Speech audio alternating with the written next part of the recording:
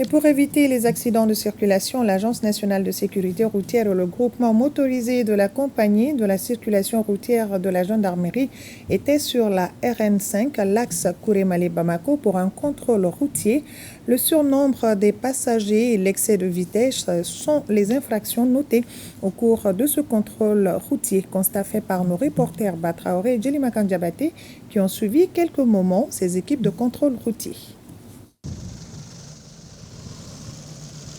Trafic influent sur la RN5, axe Bamako-Kourémalé en cet après-midi des veilles des fêtes de Tabaski. L'équipe conjointe à Nazer Gendarmerie est positionnée pour un contrôle routier. Un véhicule de transport en commun est immobilisé et les discussions sont tout de suite engagées entre le chauffeur et les agents de contrôle. Il s'avère que le dit véhicule manque un document de première importance, l'assurance. Quelques minutes après, c'est au tour de Bakary Keita, un autre chauffeur, d'être arraisonné. Il reconnaît que son véhicule n'a pas passé de visite technique depuis bien longtemps. Je savais que la validité de la carte de visite de mon véhicule a expiré, mais compte tenu du contexte actuel, je ne suis pas passé à la visite technique. Ces deux premiers conducteurs sont invités à payer la contravention qui correspond à leur infraction. Les infractions reprochées à ces différents usagers, c'est les infractions courantes, telles que l'excès de vitesse, surnombre des passagers, défaut de plaque d'immatriculation. Concrètement, qu'est-ce que les usagers doivent savoir avant de prendre la route? C'est d'assurer d'abord si le véhicule vraiment est assuré.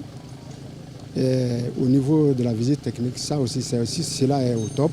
Des tests d'alcoolémie ont été effectués sur certains conducteurs et des systèmes d'éclairage éblouissants ont été détachés des véhicules qui les utilisaient. Ce que nous avons constaté aujourd'hui, c'est vraiment la prédominance sur cet axe-là du transport mixte des personnes. C'est-à-dire qu'on met les personnes et les bagages dans le même véhicule.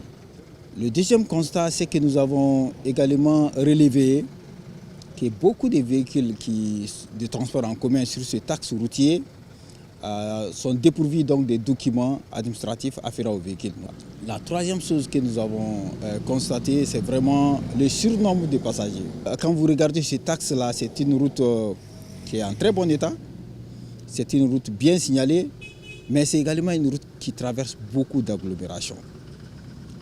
Il faut que les usagers de la route se remémorent que dans notre pays, sur tous les réseaux routiers interurbains, la vitesse maximale autorisée est de 90 km/h. Ces contrôles conjoints qui sont intensifiés à la veille de chaque fête visent à éviter ou réduire les cas d'accidents de la circulation lors des fêtes selon le directeur général de l'ANASER.